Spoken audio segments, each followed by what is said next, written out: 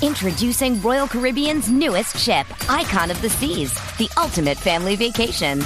The ultimate 6 slides, 8 neighborhoods, 0 compromise vacation. The ultimate never done that, can't wait to do it vacation. The ultimate chillin' by a different pool every day of the week vacation. This is the Icon of vacations. Icon of the Seas, arriving in 2024. Book today. Come seek the Royal Caribbean. Ships Registry, Bahamas. This episode is brought to you by Columbia Sportswear. It's snowing again, and that wind chill is killer. But you're not worried about that because you shop the Omni Heat Infinity Collection. It's warmth perfected with tiny gold dots that reflect your body heat inside and protect you from the cold outside. No snow or chilly temps can stop you now. Go out anyway. Shop the Omni Heat Infinity Collection now at columbia.com/infinity.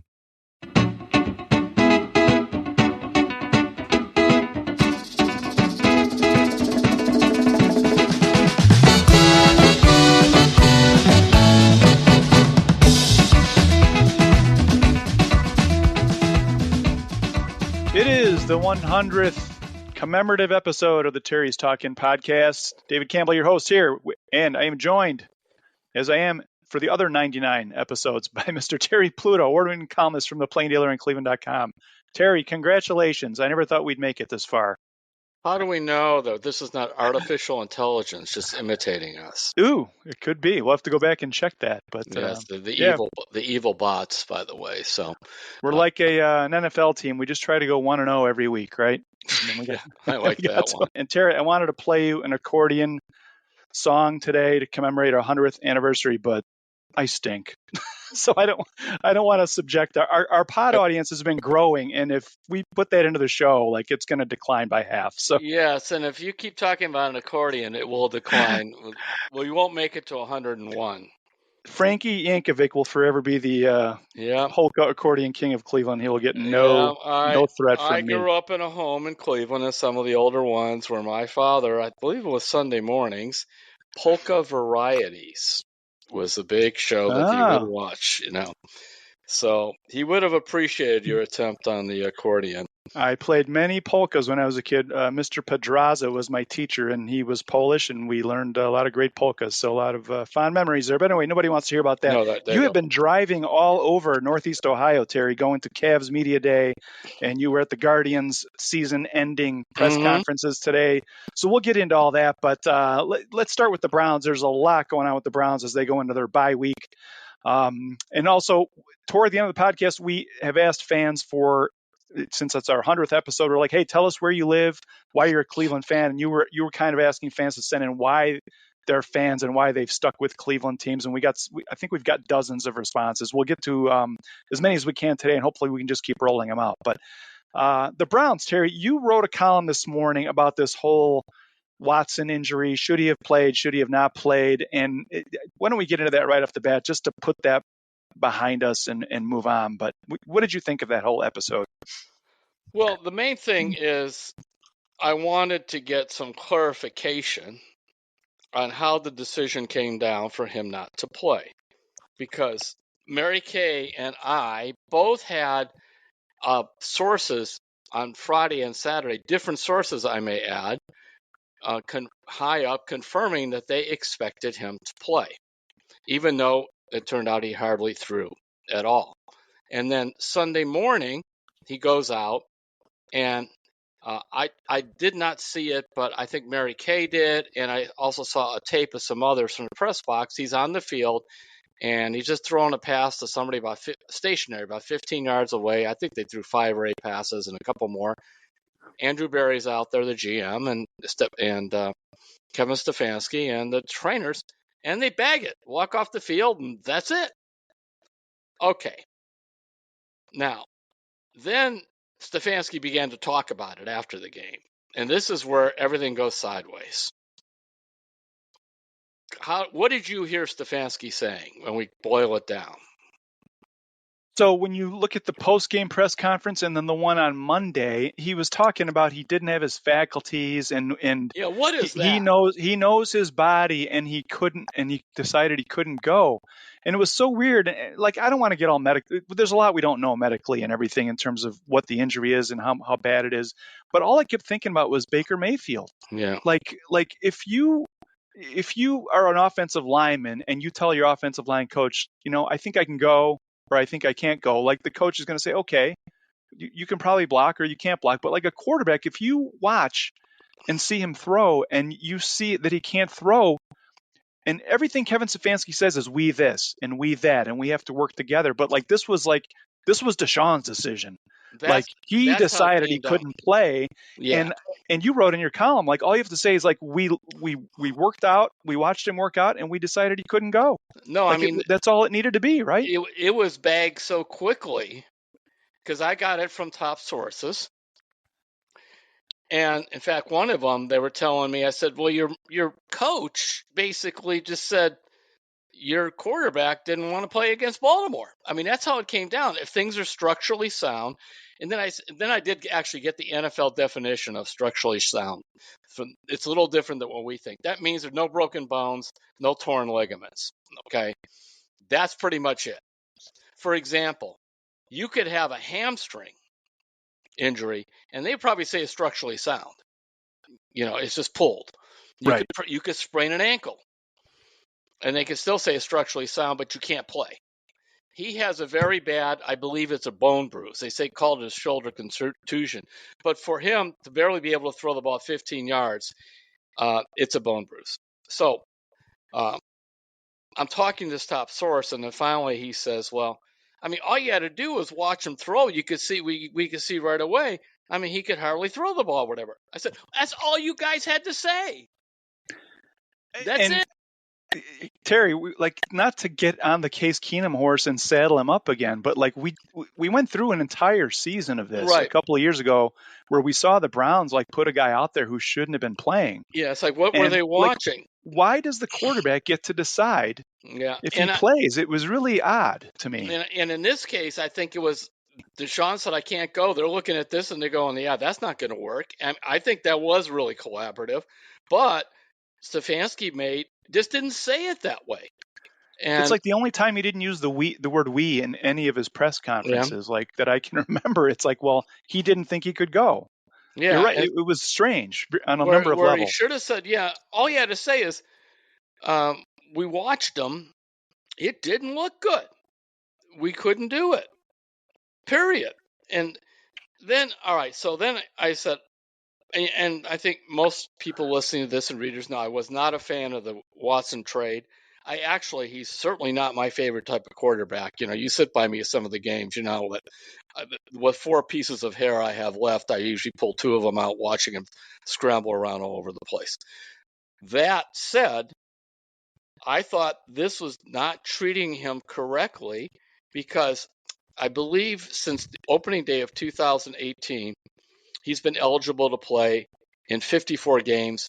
He has played in 53 until this. Then you go back into his college career. He played a whole game on a torn ACL, a punctured lung in the NFL. Like him or not, the guy plays. So and he's tough. He's tough. He takes real hits. And I mean, that's part of my problem with them is don't take so many hits, get out of bounds, that stuff. So I just, the Browns have to be careful here.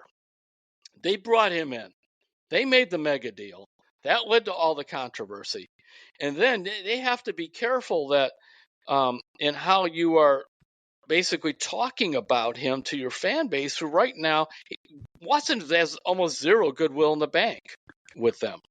Now, it could change by the end of the year, but I would argue in his 9 games he's played, how many good ones? Good.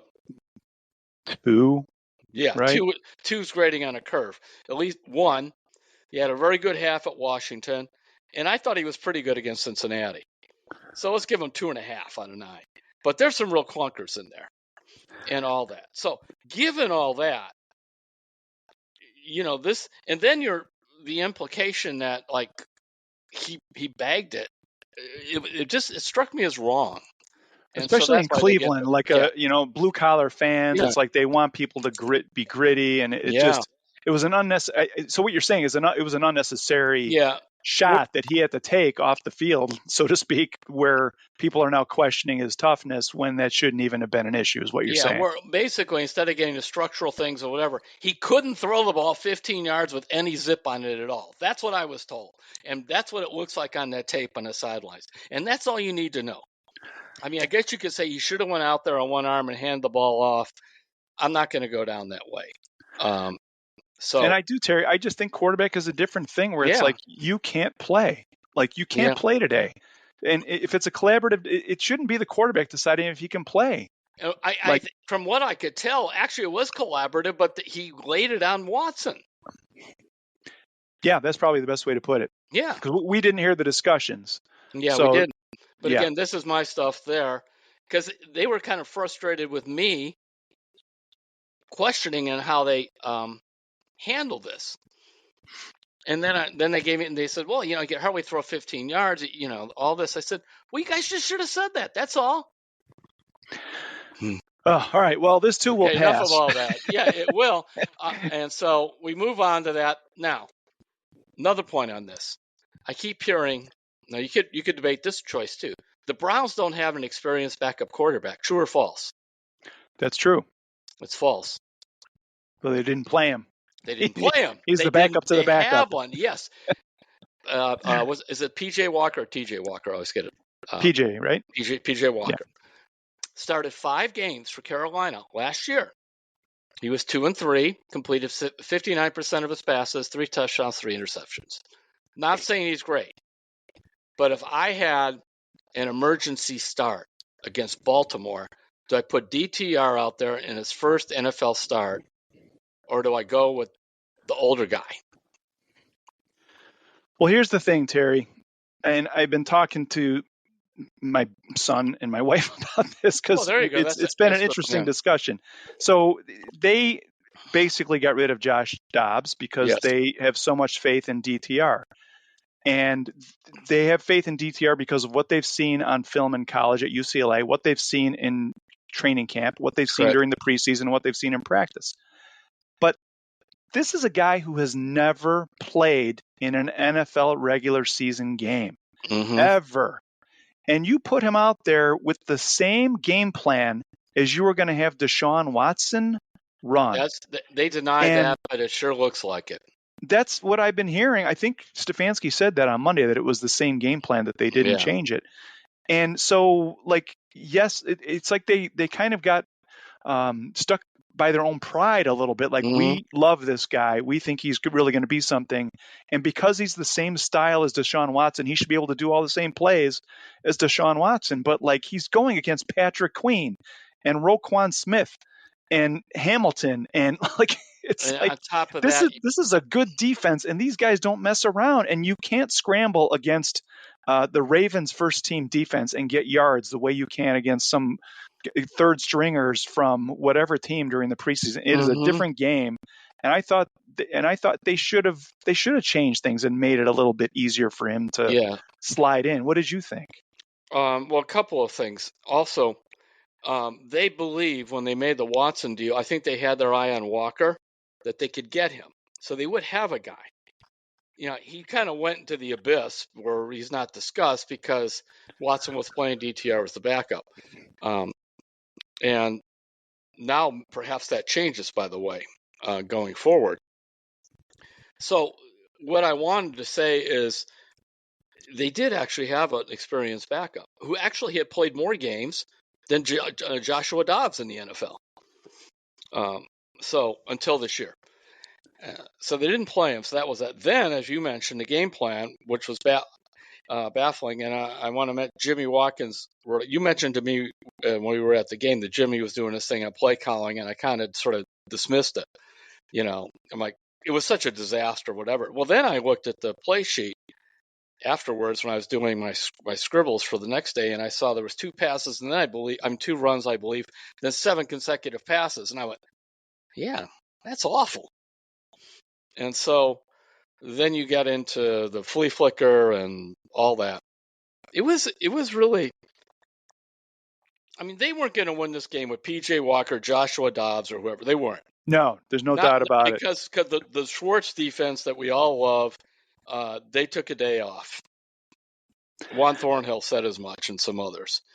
But you could have certainly given it a better chance. And then on top of it, well, I'm going to hold the Nick Chubb thought till I finish this and see what you think. So they had all these stupid plays that he wasn't really ready to run, and they disrespected the Baltimore defensive coordinator, Mike McDonald, who I had a top NFL executive tell me he believes that he could be the next, kind of coordinator to get a head coaching job. And he told me when I was getting the scouting report, I go to him for it's a name you would know, everybody in the NFL would know. Okay, you're playing the Browns this week. Browns are playing, you're with the Browns and you're, that kind of thing. You're facing them. He goes, oh boy, they better do their homework. McDonald does as good a job at disguising his blitzes and bluffing, and he's got those veteran guys like you mentioned. He says he is tough to play against. And he goes, if you notice, how did Indiana beat them, Indianapolis? They kicked field goals like from, 50-some yards away. That's what it took to beat them. So then you throw that and DTR with the flea flickers and I don't know, whatever Elijah Moore was doing. And yeah, it was. You're right, Terry. They weren't going to win that game. But you talk about McDonald. He goes to Michigan and beats Ohio State and helps Jim Harbaugh beat Ohio State and get that thing back to where Michigan wants it. And then he goes back to Baltimore. Now he's tormenting the Browns. Yeah, I mean I just kept hearing. I just knew the name. I didn't really know much about him, but I respect this guy, and everything he said was absolutely correct. And then on the offensive side of the ball, you got Todd Monken, who was the offensive coordinator at Georgia the last 2 years, national championship back-to-back, was here with the Browns. I mean, that guy has been around forever, and he's as good as they come. Like, they have two great coordinators on that team. And Harbaugh, he's like one of those guys. He's like Tomlin. They're just there every year, a pain in the butt to play. Now, I think this is actually an underplayed story. Not just Nick Chubb being out, but the real story of his injury.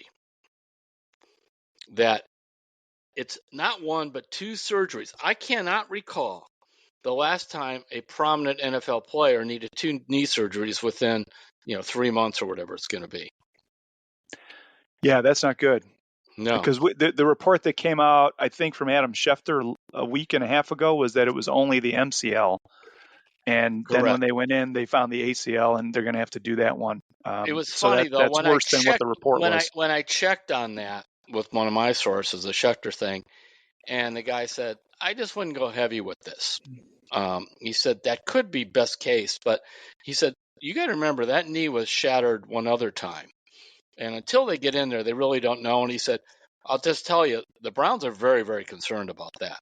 So had they had now Joshua Dobbs with Nick Chubb with a grinded out game plan, if the defense showed up, you could pull that off. There's like 3 ifs in there. But Chubb was missing. Here's the problem now with the running game struggling is when you do a play fake to Kareem Hunt or somebody, it's not being respected by the defense. You're right, Terry, and it all plays off of each other, right? Like I was watching the first half again today. I was just watching the defensive snaps. Boy, you wanted to suffer. No, what I was curious about is are the Browns playing more man or zone against Lamar Jackson? Because if you play zone, you keep him in front of you, and he doesn't have to break one tackle and go for 50 yards if he decides to run. But the Browns played man 11 times in the first half on Sunday, and they played zone 8 times from what I could figure out, which I thought was interesting. I think they'd like to play more man, but you can't. And they tackled so badly that when they did play man, they gave a bunch of big plays because they missed a bunch of stuff. But anyway, what I was getting at is like because they couldn't run the ball, they couldn't shorten the game for their rookie quarterback, which meant the defense was out there a long time, which meant the defense gave up a ton of big plays, missed some tackles they probably wouldn't miss other weeks. It was hot. Like everything was just like loaded up against the Browns to lose that game, and they did. There just was not a rookie quarterback needs a whole raft of things around him to help him get down the river, right? And Yeah. they did not have that set up on Sunday. Some days there's just nothing you can do, and by they're the moving way, out. I am very concerned about Chubb also, his long-term future, because now they're saying they got to go back in a couple months and fix the ACL, which generally is the harder of the two ligaments to fix, MCL, ACL. Then on top of it, as my wife pointed out, and her dad was a doctor, and she worked in the hospital, dear Roberta, who's always right about these, she said, don't forget the scar tissue issue. So there was scar tissue from the 2016 reconstructed knee thing they did. Remember, same knee. So they went in this time. They had to have run into some scar tissue. And, of course, you do the MCL and cartilage, all that junk. And now you're going to go back again. So this, well, you notice how vague they said, well, sometimes in 2024. I mean, that's a who knows. Now, we factor in who Nick Chubb is. By the way, this is a guy I've never received a negative email, a negative comment, a negative anything about from. I mean, he is if you want the quintessential Cleveland Brown, who you wanted to be is Nick Chubb, along with being the best running back I've seen in Cleveland since, and I did see Leroy Kelly since Jim Brown. That's why I mentioned that.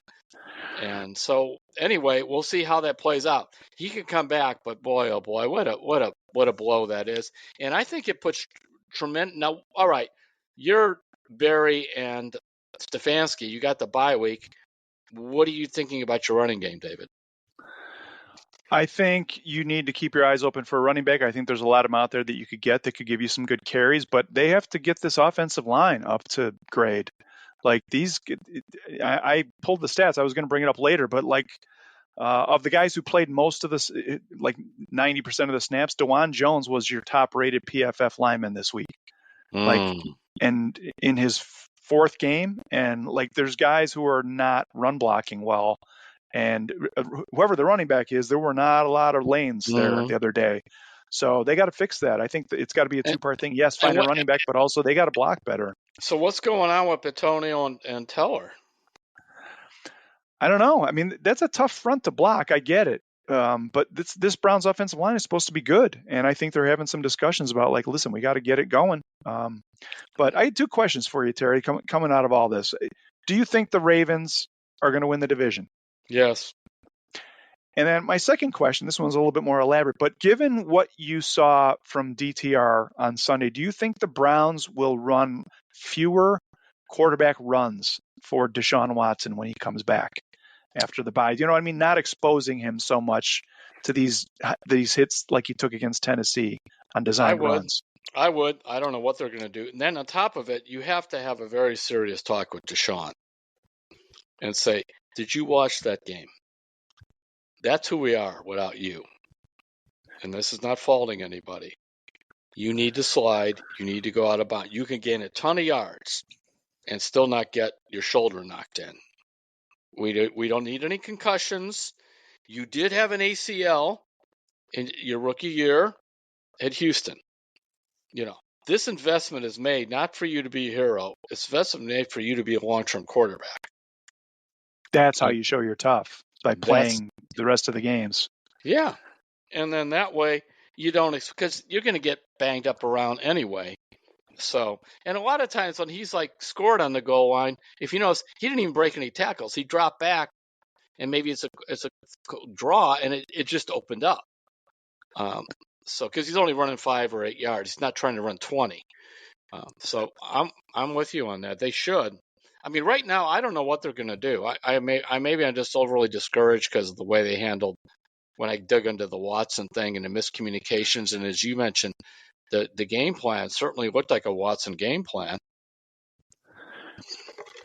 Yeah, and when they come back, I think you're right, Terry. I think they might want to change some of that stuff. And man, it's if he gets hurt, hey, this is not to. DTR is a rookie, and he was playing his first game, and it didn't go great. And he handled himself wonderfully in the post-game press conference, in terms of what he said and how he thought he played. He's got a bright future. It's all going to be good for him. He's going to need some help next time. I mean, other than facing maybe San Francisco, who else would have been worse to face? I mean, you could argue Pittsburgh. Nobody. But I Yeah, don't maybe. Think maybe. But I just think it was a nightmare setup, and on top of it, even though he took the snaps and all that during the week for at least the passing plays, I was told in practice, there was this overly optimistic assumption that Deshaun was going to play, and I think that was in everybody's heads. So there you go. By the way, we have something good. Ask me the question, the weekly question. The weekly kicker update. Terry Pluto's weekly kicker update. So Dustin Hopkins goes out there, and I believe it was 52 yards. I forgot exactly what it was, but right down the middle, which makes him 8 of 9, I believe. And then ran off the field, and that was it.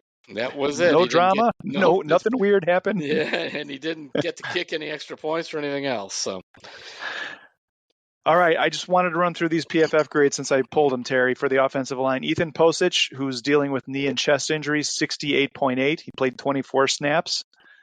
DeJuan Jones, 65.0. Joel Bitonio, 63.8. Wyatt Teller, 59.7. Nick Harris, 51.3 in relief of Posich. And Jedrick Wills Jr., 47.6.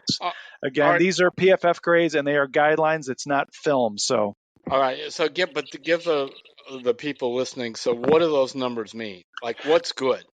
So, anything over 80 is like Pro Bowl level. Okay. 70 to 80 is good. 60 to 70, I believe, is starter level, and anything below 60 is you could be easily replaced by another player. It's nothing special. Yeah. So to have some guys around 51, 47.6, not real good. So they got to fix that. And Bill Callahan's a great offensive line coach. I'm sure he's already been working on it. So I don't know. Anything else on the Browns, Terry? That's probably more than enough.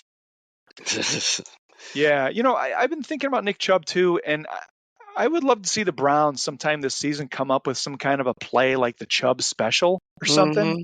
You know what I mean? Like some tribute to him they could spring it at some important time of the season. So we'll see. We'll see if they do that. But just an idea I thought I would throw out in case they do it. So Terry, we're going to talk about Cavs Media Day. I know you were out there yesterday, and I want to get your take on the Guardians' search for a new manager.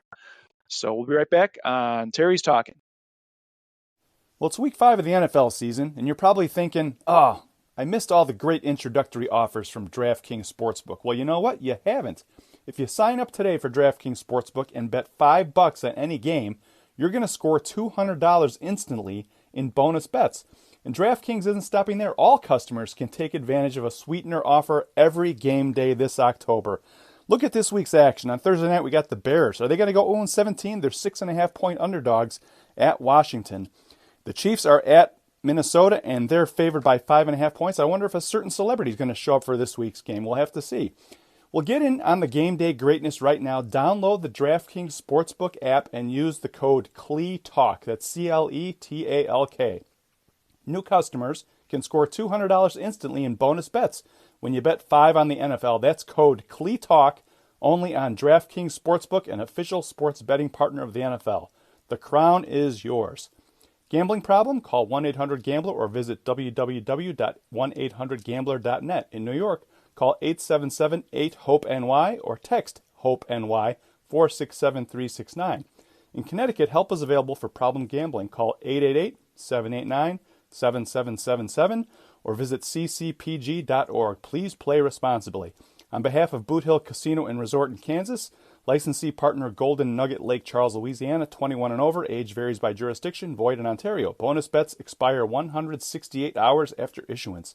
See sportsbook.draftkings.com/football terms for eligibility and deposit restrictions, terms, and responsible gaming resources. This episode is brought to you by Chevrolet. Now's your chance to support a team with real grit. The Chevy ZR2 family of off-road trucks. The first ever Silverado HD ZR2 joins the all-new Colorado ZR2 and the Silverado ZR2 for a commanding lineup of off-road ready trucks, equipped to take on anything this season throws their way. Visit Chevy.com to learn more. We're back on Terry's Talkin, the 100th episode, and we will get to some fan responses. We've gotten dozens from people all over the world who are part of Terry Pluto Nation. So, Terry, you were out at Cavs Media Day on Monday. I guess the NBA is trying to do this where all the teams have Media Day on the same day because it was all over NBA Network yesterday. But I don't know, what did you see out there, and what was kind of interesting things that people said or things that you noticed? Well, I mean, the headline that came out, it was Donovan Mitchell saying that he wasn't going to sign an extension this year, which I had written going into over the weekend that it makes no sense for him to do it. I mean, even if I were his agent and he wanted to stay, I'd say, no, you just wait another year. You could get possibly even more money. You won't lose any. And it gives you another chance to look at the situation here. So just because he's passing up on this, rarely does a player with 2 years left to go in a contract sign a long-term extension like that. So that was not a big deal. The other interesting thing was Evan Mobley was up there, and he was talking about his big goals, but he also said that how they are encouraging him. This is something that caught my attention to not only just get the rebound, but then push it up the court. And almost like, do a mini Magic Johnson or big guy with the ball thing, because they like his dribbling and passing skills. And J.B. Bickerstaff mentioned how they want to, then usage is the big thing now, which is basically giving the guy the ball more, not just for him to score, but they just feel he could be a good playmaker. Now, that will be interesting to see if that happens, because who's handling the ball over there for that team? Well, the two guards. I mean, two of the best in the league. Yeah. Yeah. If you want usage, you got usage with both of them. So they're going to have to acquiesce a little bit, or else, once again, one of my favorite topics is they forget about the big guys. And so I want to see what this looks like, but I believe they're doing this. Your thought? All right. Why do you think they're doing it? You go first. Why do I think they're trying to get Evan Mobley more involved? Because I think they see the potential there, and I think they see that he's kind of different and causes a lot of problems for other teams when he does have the ball in his hands. So I don't know. You know way more basketball than I do. What do you think? Well, you're onto it. But the other thing then from a business standpoint is they cannot go out and get another superstar right now. This is it. Their move was Donovan Mitchell. So for another star to show up on the team, it's the old internal development. He's only 22. And when you look at the other guys, Garland, I think, could get a little better, but that's who Garland is. I think he's a good guard, a B-plus guard.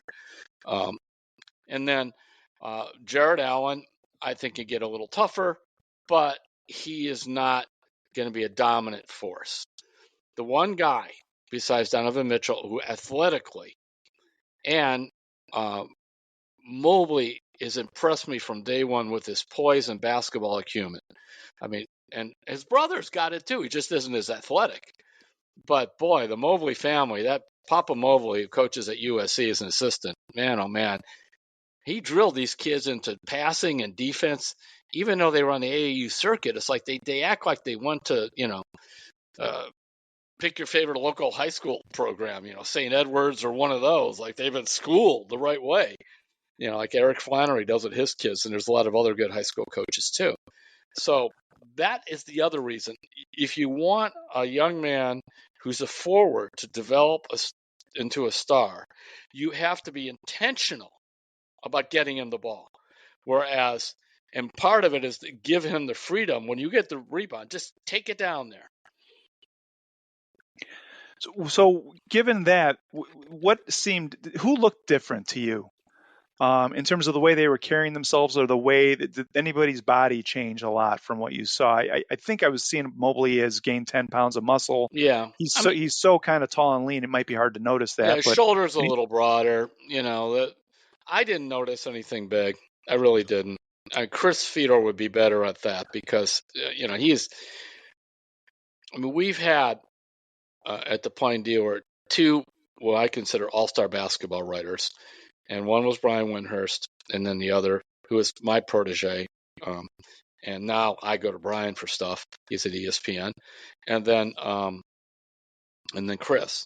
So he would be more likely to have the eyeball of like who really put on some muscle or weight, but you also want to just see how it plays on the court. Now, the other interesting thing, so they were talking about their acquisitions, Struess and Ty Jerome and Niang.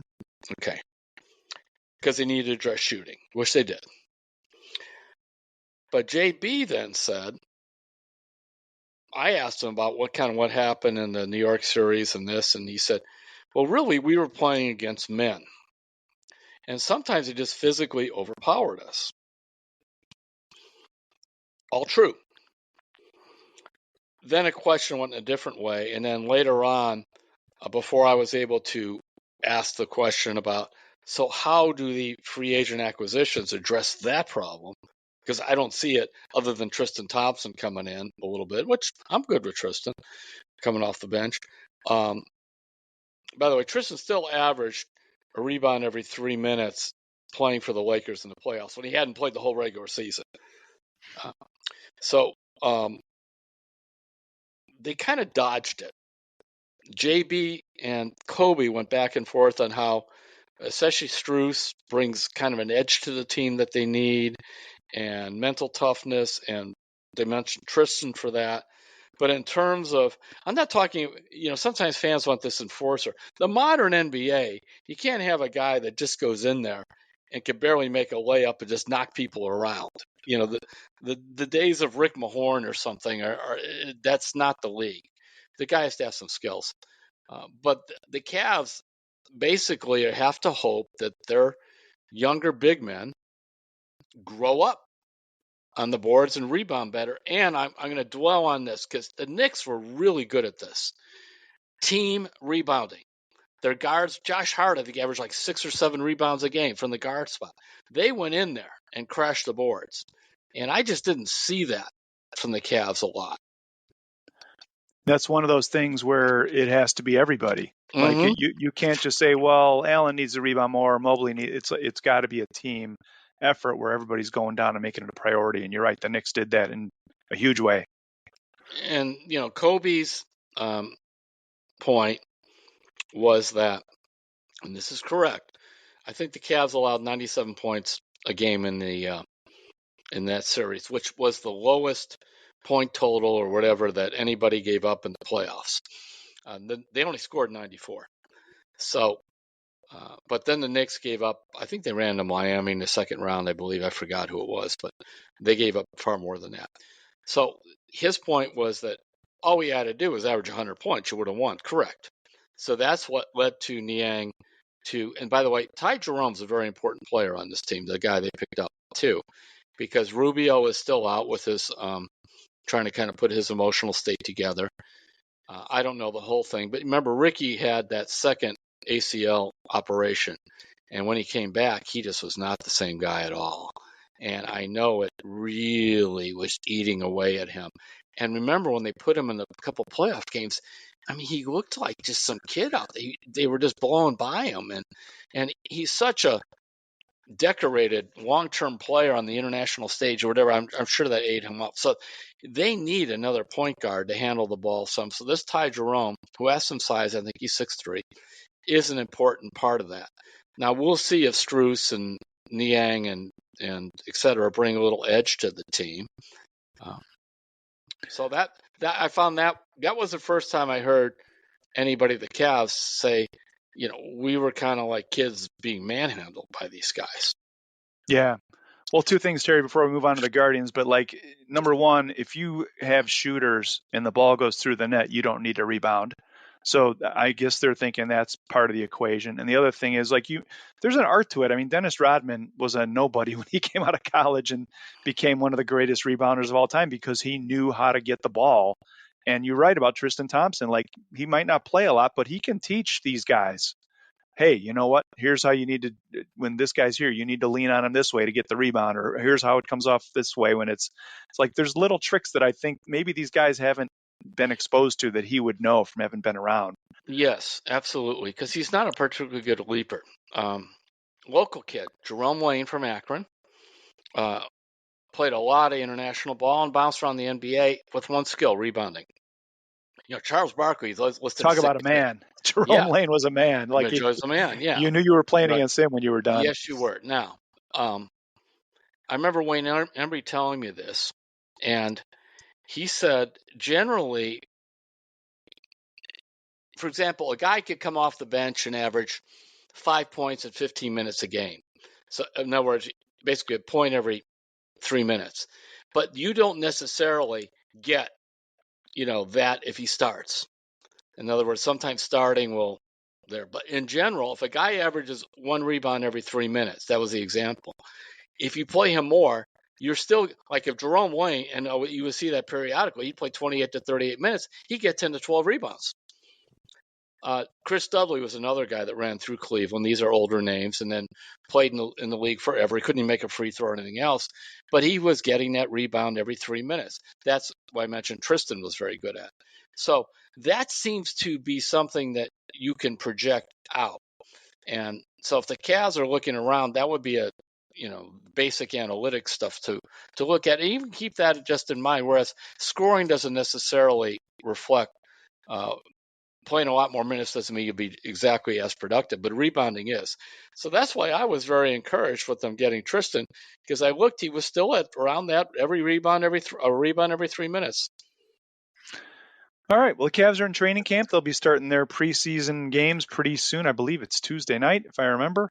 And then they'll be going to the real thing pretty soon at the end of October. So it's coming up fast. So, all right, Terry, you were at the Cavs Media Day Monday, and today, which is Tuesday, you were out at the Guardians season wrap-up press conference. I haven't really talked to you much about it because you just got home a while ago. Yeah. But what happened there, and what kind of struck you from that? Well, they announced Terry Francona is officially out.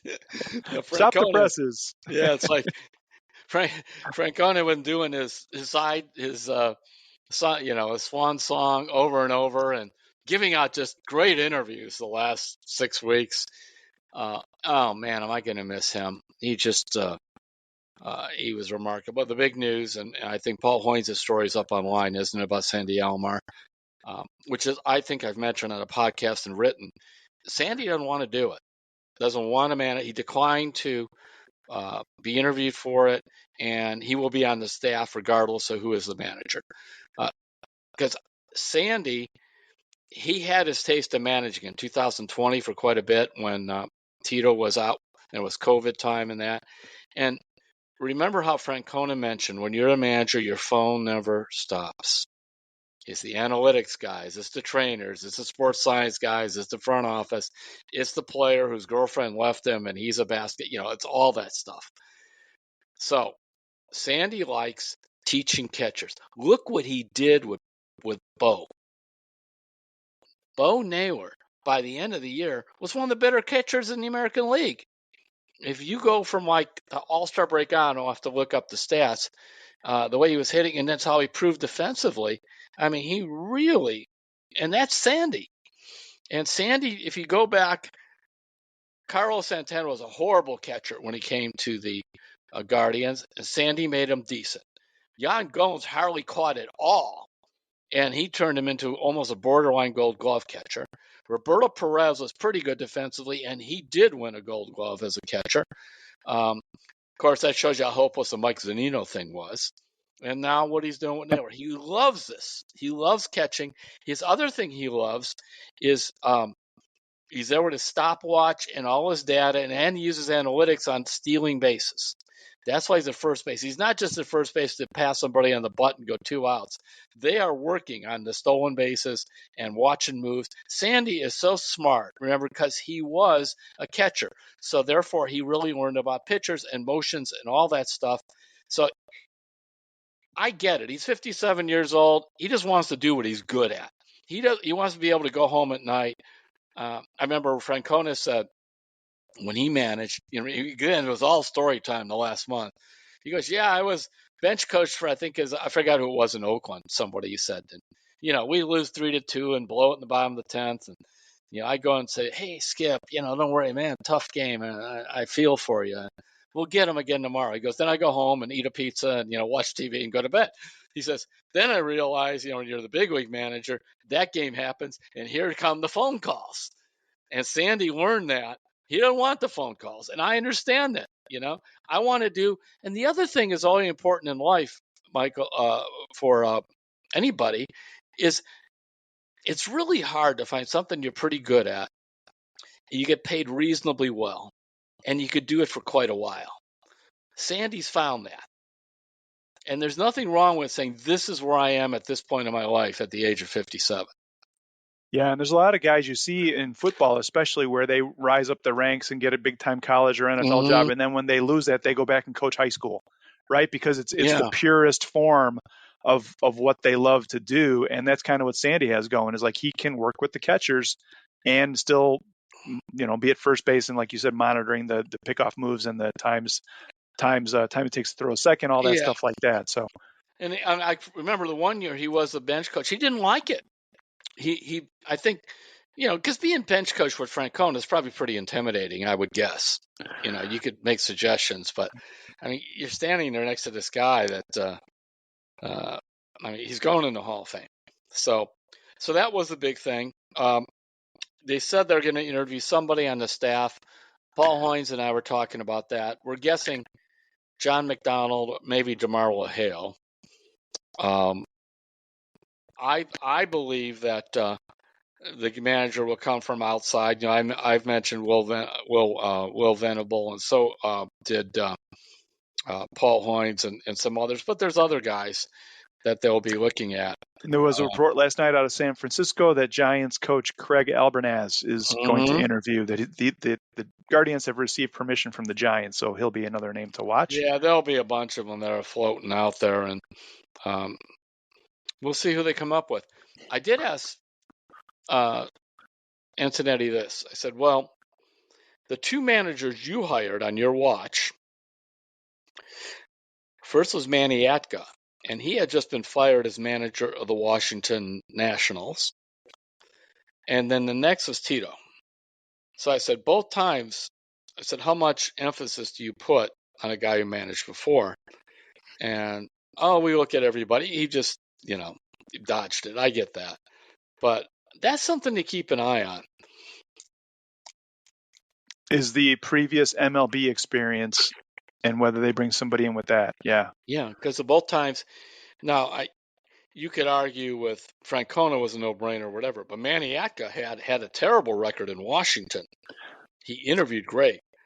And that the final three in that were Torey Lovullo, who is their AAA manager, who's not going on to do a nice job at Arizona, I may add.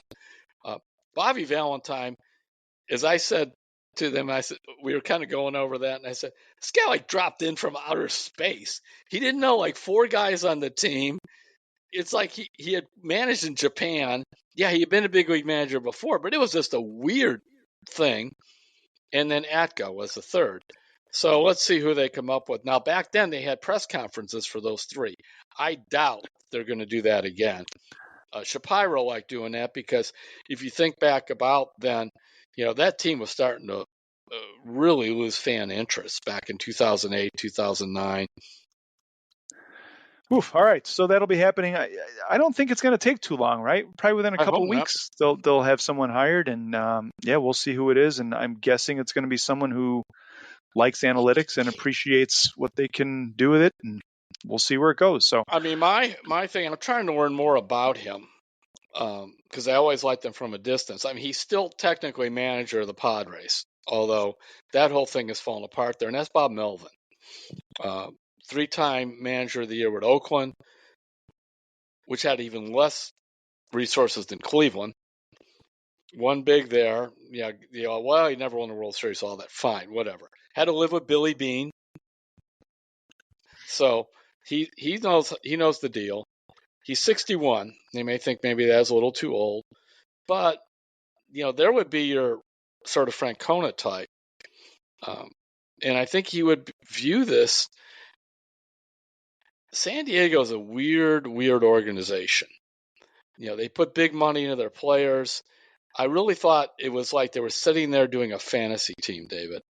There's no thought to how they fit, just like you just bring them in. Their GM is known for doing things like, calling you first thing in the morning or whatever if you're a scout and saying to you, "And what are you doing today to help the San Diego Padres win?" I mean, he's one of those guys. I read a profile of him in the San Diego paper, and they said the person was writing it said reminded him of some of these Silicon Valley young upstart guys that built these businesses, Junior Elon Musk or whatever, just on the eccentric. Move fast and break things, right? Yeah, exactly. And we're baseball, and then you turn around, and all Francona talks about is relational and the people. And he said that would be the thing he would tell. I asked Tito this, anybody manager, I said, would you tell him it's a good job? He goes, no, I wouldn't say it was good. He said, no, I'm coming from my perspective, because I would say it was wonderful. And wonderful because we have limitations, but the people here, 11 years, who lasts 11 years? And he said, I get to go out without being fired. Not many managers can say that. Yeah, so. And I mean, if you're Bob Melvin, after what you've been through, that would sign me up for that one. And Yep. I would like to see that, because I think Melvin would come in, and you probably would be able to keep Carl Willis. Sandy's on the staff, and he may want to bring some of his own guys in. Mike Chernoff, the GM, said that they were going to be careful on the coaching staff, because they certainly want the new manager to have a say. But I think they want to keep several of these players. Several of their coaches.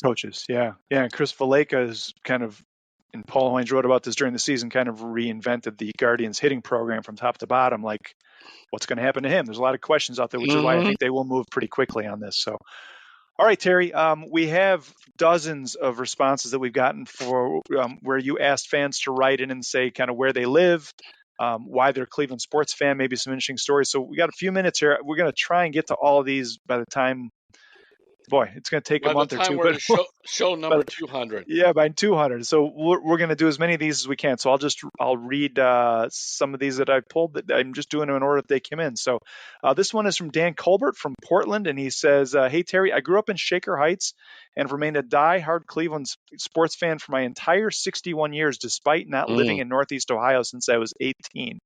And for so many, my love and knowledge of Cleveland sports was handed down from my father, who told great stories of the old teams and players, especially in baseball. He was born in 1931 and me in 1962. I've lived in many cities in every region of the U.S., and I've never observed the kind of devotion of Cleveland fans. My theory is that the Midwest father-son thing or mother-daughter thing is not as common most places as for Clevelanders.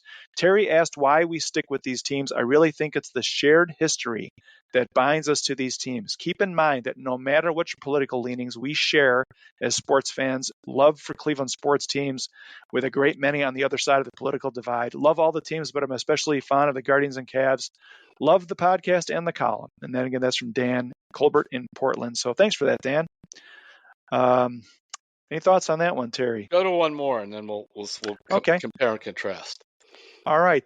This one is from Ryan Shannon, and he says, I think it's Ryan's a guy, but he says, "Good morning, fellas. Just finished listening to Terry's talking. I live in Charleston, South Carolina. Was born and raised in Middleburg Heights. I grew up reading Terry and even included several of his Faith in You books as presents to my son's godfather. The Browns and Guards are my favorite teams, but I really love hearing the old stories about my grandfather's favorite player, Rocky Colavito. Keep up the great work." Thanks for that, Ryan. I got one more. I'll lump one more in here. I'm going to stop here. We'll just do geography. That's what I wanted to hear. Portland, I'm assuming Oregon. Mm-hmm. And Charleston, South Carolina. You don't want to just drive that in one day. That's what I love about this. Okay, who's next? All right, this is someone from Northeast Ohio, David F. He says, "Born and raised in Northeast Ohio, lived here almost all my life, been a follower, fan of the Guardians and Browns, except for the years they were absent for 70 years. And the Cavaliers since their beginning. I'm a loyal Northeast Ohio fan." And, well, let's go to this one. This is from Andy Getz. Andy's a longtime listener, and he says, You asked about people living abroad. Well, I am having an opportunity to do that this year. My wife and I lived in Malta from January to July, and now we are living in Cambridge, UK through mid-December before we return to Denver. I listen to each of the Terry's Talkin podcasts, and I'm a regular viewer of Guardians games on MLB TV and Cavs games on NBA TV. On the latest podcast, Terry asked those of us living abroad to identify our favorite sports team and why we're gluttons for punishment. My favorite teams, I've been following all of Cleveland teams since the mid-'60s when I first started to get interested. It started with the Browns and the Indians, starting in '70, the Cavs. I feel that my allegiance to these teams has been relatively even, but I have to admit it's become very hard to be a Browns fan over these last 25 years. I've really admired what the Guardians have done over the last 12 years since Terry Francona has been the manager. Gluttons for punishment. I don't know the answer to this. It certainly didn't start out that way for me when I first got interested in the Browns. They were a winning organization in the mid-'60s. Jim Brown, Leroy Kelly, and the expansion Cavaliers were woeful for several years before the miracle of Richfield. He says, this reminds me of my years growing up and sharing the same feeling of support with so many other Clevelanders. It's a bond that connects us, and it's fun to relive the happy moments and somewhat therapeutic to commiserate over their miserable ones. Thanks for your podcast, and congratulations on 100 episodes. So there we go. Okay, here where you mentioned the bond, and that's what I love. And I forgot which reader mentioned, blue state, red state, doesn't matter. I mean, you could get together. We could put 10 people listen to this podcast together and ask their opinion of Baker Mayfield, and it will be not in any way influenced by Joe Biden or Donald Trump. It'll be, what do you think of him? He got a raw deal? He didn't get a raw deal? Whatever. And we have become. I never thought I'd say this 15 or 20 years ago. Oftentimes, sports talk is far more measured and intelligent than what you hear on normal talk shows. I think because it cuts through the talking points and that kind of stuff. Yeah, we have our biases. And then you also have your connection. Think about that. So we have Northeast Ohio. We have, where is Malta, by the way? It's over near Africa, I think. I think so. I don't know. Okay. I'm never going to be on Jeopardy. No. So anyway, but now he's in the UK. And then we have Portland and we have Charleston. And what? The bond of Northeast Ohio hangs on. If anything, those fans oftentimes from a distance are more avid because it reminds them of whatever it was who took them to the game and that stuff. And they really miss it. I remember when I was going and covering in Greensboro, covering the ACC tournament. I was a rookie full-time writer there. And all my friends were North Carolinians, and some like Duke and some like, Wake Forest or whatever, the Big Four. And I had I love basketball, but I had no real allegiance to any of them. I kind of like North Carolina simply because I was a young kid and Dean Smith was very nice to me a couple times, because Smith would do his main press conference and then he would just sort of stand around for 5 or 10 minutes. He wanted to just come chat with them. And he was always very nice. So I sort of liked North Carolina, but that was it. But I had no allegiance, And even when I covered the Orioles in '79 and they went to the World Series, and all these hardcore Oriole fans, I mean, I got it. It was a little bit, little like Cleveland, Baltimore was, the small, spunky town. But it was nothing like when the Indians started their run in the mid-'90s. Nothing like that, how I felt. So I could understand when you're far away. I mean, after I covered the Orioles in '79, I got offered a chance to cover the Plain Dealer and do the Tribe, and I jumped at it. And the people in the ballpark go, "You're nuts! They stink, and they're gonna stink." Even Earl Weaver goes, "You know what you're doing?" So well, anyway, and I did. Yeah, I did. I was going home, and they do kind of nod about that. And I was going home. Yeah, and people who don't have that connection to Cleveland and Northeast Ohio kind of don't get it. You're right. It's something that the whole Cleveland versus the world thing or whatever you want to say. But when you've been here, you kind of get it and you understand what it's about. And that's an important thread that we're seeing through some of these emails already. And so thanks for sending those in. We'll read some more next week. Thank you for those who have sent into sports@cleveland.com. And we will do our best to get to all of these as we go along, as we continue on, hopefully toward episode number 200. I think that's it, Terry. I think we're done, right? We are done.